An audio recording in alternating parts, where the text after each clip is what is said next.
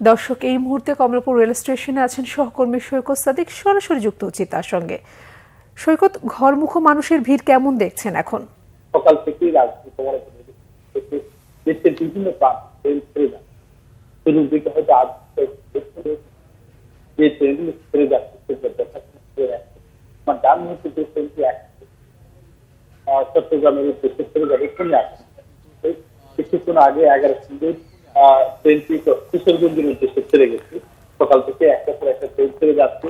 যদিও চট্টগ্রামের এই ট্রেন থেকে যাত্রীদের কিছুটা কম আর কিংবা স্থানীয় লোকজন নেই, কিন্তু এর আগে যে ট্রেনগুলো ছেড়ে গেছে সেক্ষেত্রে নদীতে যাত্রীদের কিছু পাশাপাশি দাঁড়িয়ে অনেক যাত্রী এবং এর বাইরে তাদের চলে কিন্তু মানুষরা আসতে পারছে।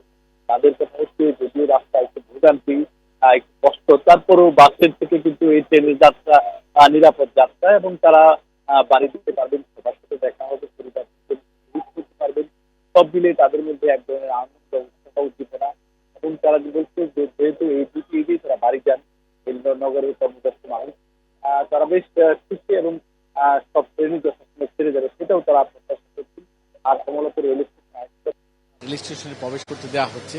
সব মিলে এখন পর্যন্ত কমলাপুর রেল স্টেশন থেকে যাত্রীরা নিরাপদেই বাড়ির দিকে যাচ্ছে। এই হচ্ছে রেল স্টেশনের সর্বশেষ পরিস্থিতি। সৈকত, আপনাকে ধন্যবাদ।